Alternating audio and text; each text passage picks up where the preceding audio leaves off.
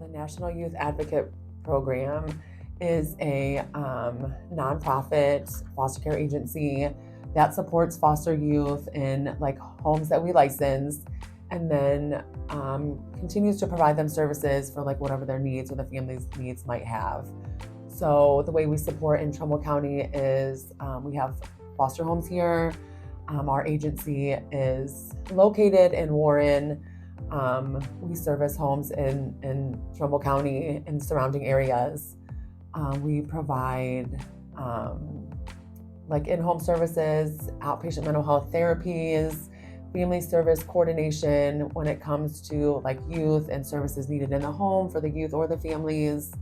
Whatever that youth need, like whatever needs they might have during their stay in foster care, and once they reunify, kind of following that youth with what their needs are. We also offer adoption services, licensed homes, and things like that. The other organizations, how they support NYAP specifically, is just spreading the word about our services and our need for foster parents here in the state of Ohio and here in the county, the Trumbull County area. Specifically, I believe there's well over 300 youth that are experiencing foster care in our area, some of which, that number keeps growing instead of decreasing. So what we would like to do is to offset that by having as many foster parents as possible to be able to meet the needs in the area. And we also have preventative services as well, as Alexis mentioned, our family service coordination and things of that sort. We would like to prevent youth from going back into foster care or prevent youth from experiencing foster care altogether. So how we spread the word essentially is going to meetings, meeting with Rotary Club.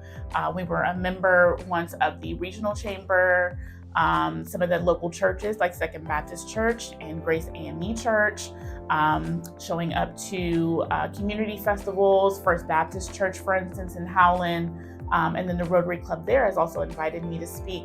So really, the more that we educate the public about foster care, kind of offset some of those rumors or kind of those negative connotations about foster care, the better. I think that once we eliminate some of those, it allows people to kind of broaden their horizons and really consider fostering a child or youth experiencing foster care. We also have, we've just made some pretty significant connections over the past year or so, though we have had several counties that we're connected with. This one in particular was kind of, I wouldn't say difficult. It was just, there's such a wide variety of people to get connected with. So just one at a time, kind of chipping away. We met with the Wing Foundation this past summer, and she was phenomenal with just getting us connected with other people. As I mentioned before, we don't necessarily need funding, but we definitely need more parents or a platform to share the need for youth experiencing foster care. So that's why we're here, and Let's Talk. The community could essentially help us with spreading the need about foster care or youth experiencing foster care, getting us into schools, getting us on their social media pages, sharing our information, inviting us for tabling opportunities. We're available all the time, mornings, evenings, weekends. We'll find a way to be there and be present in the community. If you just want to get more information about us, I actually host virtual information sessions every Monday night at 6:00. Just 1 hour, just come on aboard. There's no, it's not like I tell people all the time, this is not selling, it's not sales, because these are children we're talking about here. So I'm just present to provide information in the community about what it's like to foster a youth. We have parents that can drop by, in the info sessions and provide information about themselves. We also have some little clips from YouTube of our veteran foster families in the Columbus area and some of the youth that have experienced foster care. I share those videos during the info session, just so you can get a better gauge and look as to what it looks like, what it might look like for you. Where would we like to see Trumbull in the next 10 years? I would definitely like to see all youth in wonderful, flourishing foster homes, supportive homes, receiving the love and support that they deserve. A lot of our kiddos that come into care, they have experienced some some nightmarish conditions, things that you wouldn't even think of. And to have to combat that with just our services is not enough. They need to live in an environment where they are able to thrive and progress, be accepted, offset some of those outcomes that youth experiencing foster care are historically known to have. So our mission would be to be here, be present, be in the community, get as many foster parents as possible that support not only the youth foster care, but our veteran families we were just talking about that have been doing this for 20 plus years and might be exhausted, might be burnt out. Maybe those parents that are interested can offset some of that and help them kind of alleviate some of that exhaustion. I think for like smaller children, like the difficulty is a lot of people work and the cost of daycare is just astronomical. And so like while youth, like foster youth do get per diems, like traditionally, like the little ones that are traditional aren't like high per diem. So like it really doesn't pay completely for childcare. So I feel like that's kind of where we're at. I know that like statewide, they're looking at how like counties and how they can allocate funds to better support foster parents, so that because 5 years ago it was everybody wanted the babies and nobody wanted the school age kids because people want to adopt babies, start their families, let's say they can't have kids, whatever the situation is. But I think currently like definitely infants or like kids under the age of 5 and then teenagers, because I mean typically the teenagers come in with like they don't read so amazing on paper. So like while they've made bad choices and like have made mistakes, foster parents read that or counties read that and they're like this is going to be a difficult youth to place in that. I mean, it's just the case, But I mean, those kids that read bad on paper are not like what people think they are either. Yeah. And for some of the teenagers, they may have committed some of these things earlier in life, and these profiles follow them forever. So when they're on, I always encourage families too, when they get licensed, they hear the profile of a teenager and it's not really, completely desirable, right?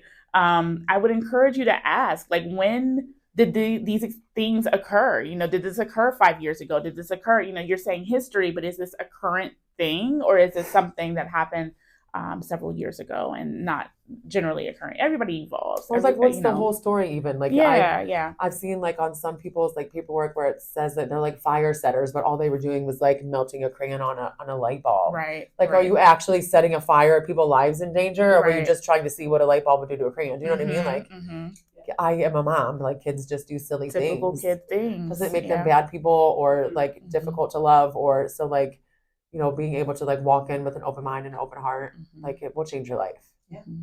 Absolutely. So the National Youth Advocate Program, some great things to know about it is that's like a very supportive, cohesive team. So foster parents aren't going into fostering alone. Like when it comes to the county, they have so many kids. They have like their caseloads are astronomical. So typically they come to your house once a month. Like if, youth are placed in our foster parents' homes, we're there as often as you need us to be. You have more than one worker. You might have the home, social worker, but you also have a family service coordinator. You have treatment advocates, like you have respite services where you can get a break if you need a break, if kids become too much, or you just need a night alone. Like as a parent, you send your kids to your grandparents or to your sisters. Like as a parent, you just are allowed to have that. And so, we give you those opportunities to have respites and, to like get your alone time. But, we're just like the services that we offer, like follow the kid completely. So like when the kid comes into care, we're like working to stabilize them in your home. We're working to get them whatever services they need, get them in school, get them IEPs, get them 504 plans, make sure we're meeting their needs and meeting them where they're at and helping them build so that when they do reunify or if they do get adopted, they're stabilized and they're happy and they're comfortable. And then, if the foster parent adopts them, we stick with them with therapy. If they reunify at home and it's like within our region, or even if it's like in another region, like, where we have a NYAP office, we could transfer that kid there. We offer medication services and we have nurse practitioners. And so like if a med sum is something that they need, like we continue those types of services. So it's not like cut and dry. We don't just end things. Like we stick with the youth to make sure that they're stabilized and happy and, like making things more realistic, for the family, I think. So as Alexis mentioned, we offer a lot of services, I think, as opposed to many organizations that unfortunately are unable to. It's not that they wouldn't, they're just unable to. And we have the the availability to do that. So she mentioned treatment advocates. So we have transportation department that can provide that to the child, if they're still in active visitations with their families in other counties.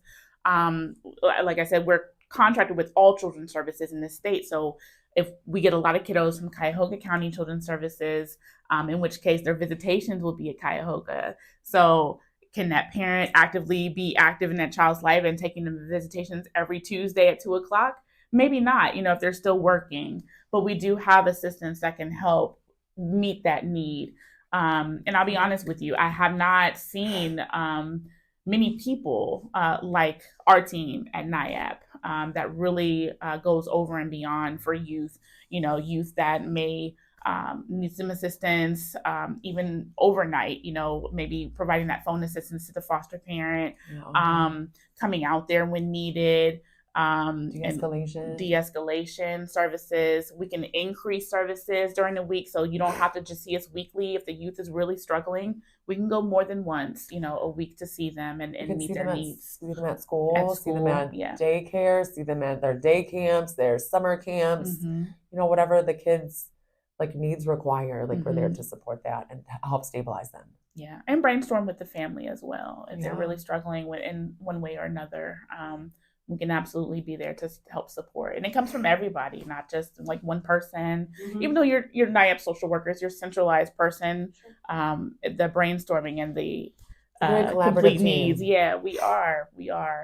And to add to your previous question about who all helps with NYAP and supports NYAP, definitely our partnering agencies, Trumbull County, Mahoning County, and Cuyahoga County, Summit County, Ashtabula, Portage County, Columbiana County.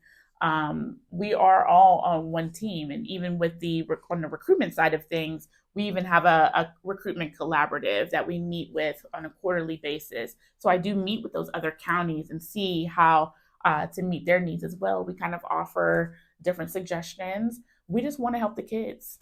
And that is the sentiment across the board. We just want to help the kids. Yeah.